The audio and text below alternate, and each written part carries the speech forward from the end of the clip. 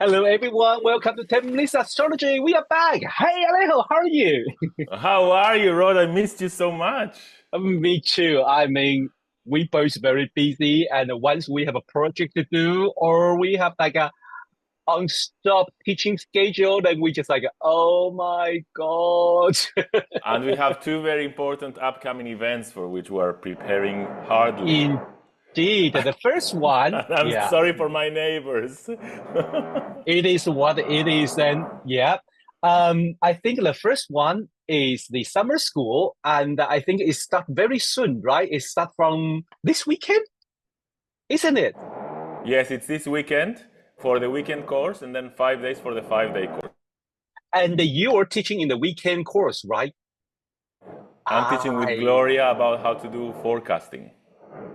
That's so good. If you are into the forecasting skill, please join the faculty summer school weekend course.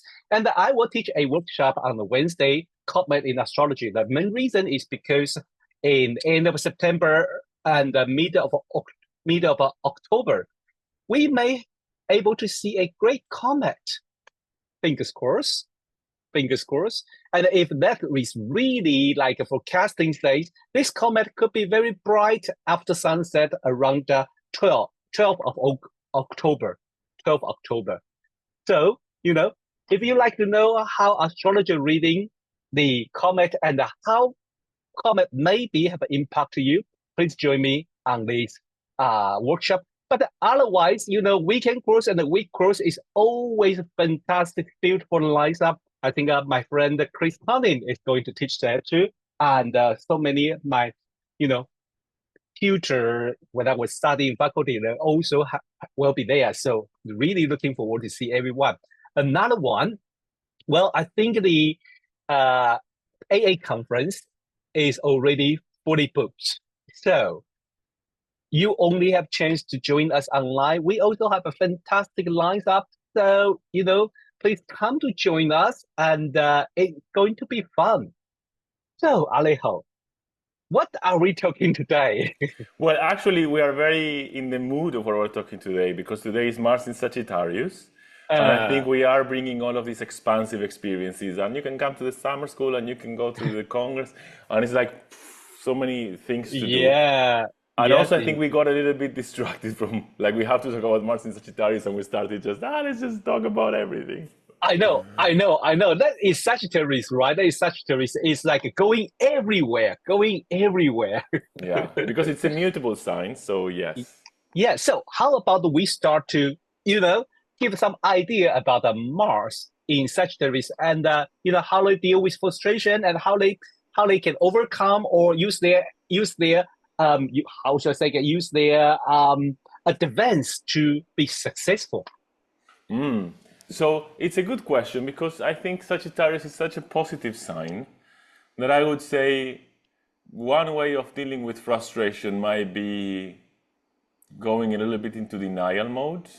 Maybe I think I Oh, said this also for Leo. I think like the fire yeah. signs maybe have this kind of no, come on, it's gonna work. Okay, I didn't lose, but I think that because Sagittarius is a mutable sign, I think there might be also a tendency to change approaches, like this idea of no, I didn't lose. I'm just interested in something else. No. Or uh, I don't want to fight. That's it. Yeah, exactly. Well, I don't want to fight. But I have like this idea with Sagittarius that it's first of all mutable, so it can know how to adapt. But Mm, then it's very positive and sometimes a little bit they call it dogmatic, but I would mm. say like when it has an idea, it tends to clings to an idea until it changes. So I would say, there is this kind of ideological, intuitive approach to life when Sagittarius. So that's why I'm thinking of this idea, perhaps, of being a little bit um, non-willing to accept the negative aspect of life.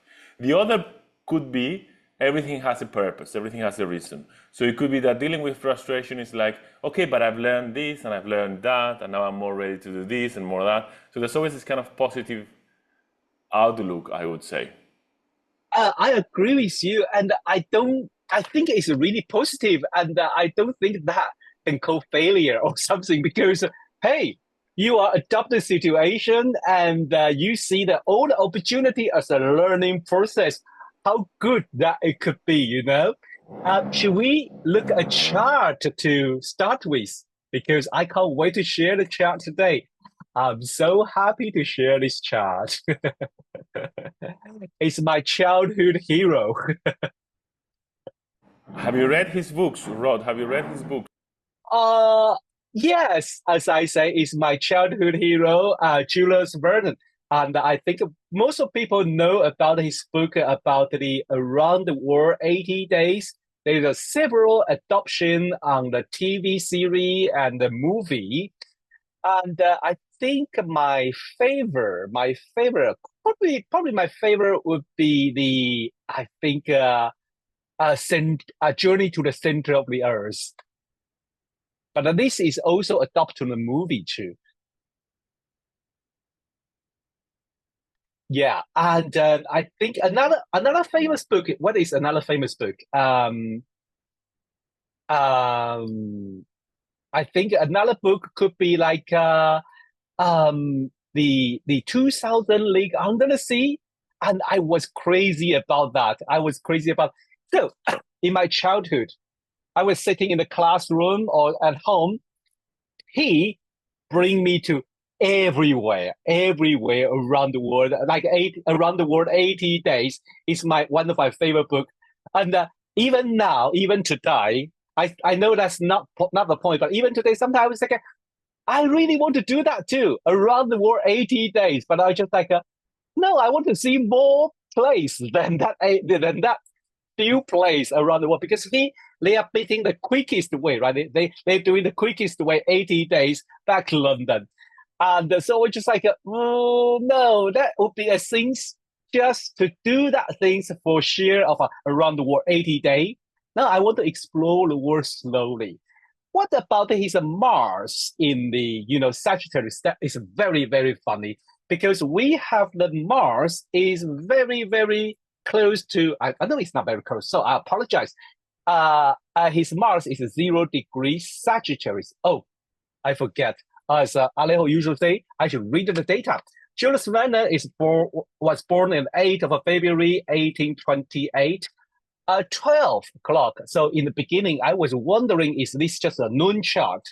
Then I went back to Astro Data Bank. It's an AA rating. So this is fine. It's an AA rating. It's an AA rating. Yes, I double check it. He was born in Nanterre, France. It's like West France. So it's very interesting. His Mars in Sagittarius. It shows that energy. It shows that flexibility and how to adopt the situation during his journey. We can see his book's character can adopt the situation. It's not very stubborn. I have to do this. I have to do that. I have to do this. I have to do that.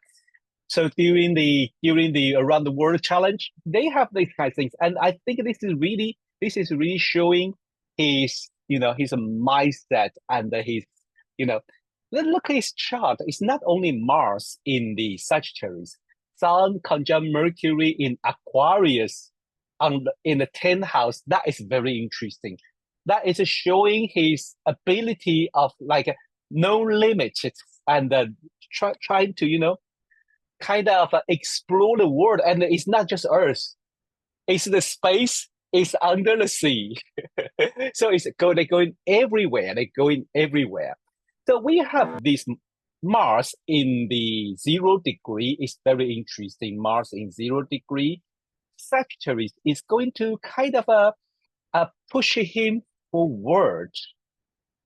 You can see on his work table, his working table, he has lots of publicity.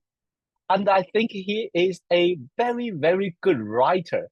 Interestingly, when I do the research about the Mars in Sagittarius, there are a few different writers. They all bring this kind of a multicultural or around the world thing. What I mean is they bring the different culture into their literature. So I was like, not only the Sagittarius is the the one who is able to, how do I say, to adopt and to react quickly. But also the foreign culture or different culture are another essential thing for this Sagittarius. Yeah, and I would add also this idea of being, like you were saying, being driven to expand, to explore everything, the air, the sea, the world, the moon, like this kind of relentless nature of growing bigger and bigger and farther and farther. I just read a title. I have to tell you. Because I study comet. I'm focused on comet at this moment. Soon I'll publish comet. One of his book called Off on a Comet. He even couldn't let comet go away. It's so funny. I just realized that he published this novel called Off on a Comet. I'm going to find it. Yeah, so how he talking about Off on a Comet.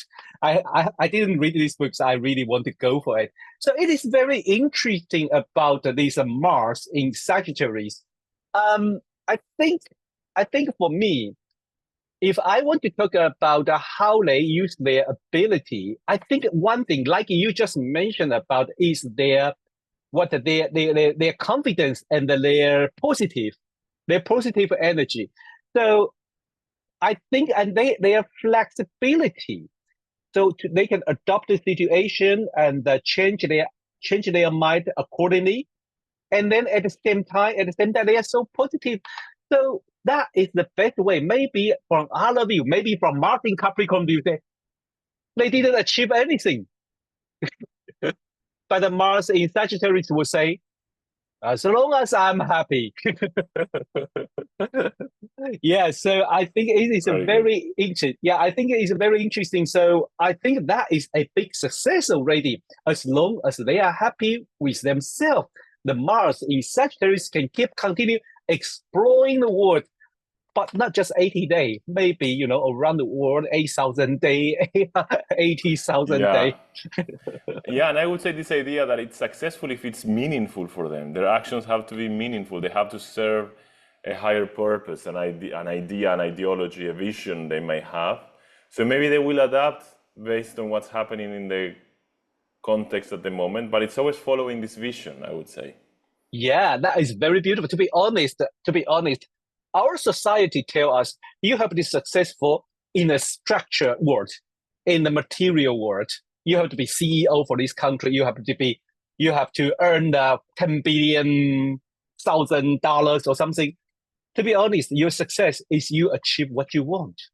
And I think Mars in Sagittarius is teaching us this. Well, this is today's 10 minutes astrology. I'm sorry, Alejo, you have a situation there. That's why I know people were wondering why Alejo is mute sometimes. Well, there's a noise there. Because my neighbors are breaking down the whole apartment, talking about Mars in Sagittarius and a driving expansive force that got from my neighbors into my apartment. Yes. Yes. Anyway, but we finished this episode, so we are success. Let's adopt the Mars in Sagittarius spirit. We success. We finish our task today. Well, the next episode will be Mars in Capricorn. I can't wait to talk about that. Nice, great. Okay, again, I want to repeat, it's the last chance. I don't know, for faculty summer school, I think it's too late, right? They can book the online weekend course. If they want to come for the 5-day course, they can still come, but you have to take your own arrangements for meals and accommodations. Okay, so wow, that is really good. So, well, you still have a chance, and for the AA conference, you can join us online. If you really want to come to see us, please let us know, send us a message, we will try to find a place for you. Okay, so see you next time. Bye-bye. Bye-bye.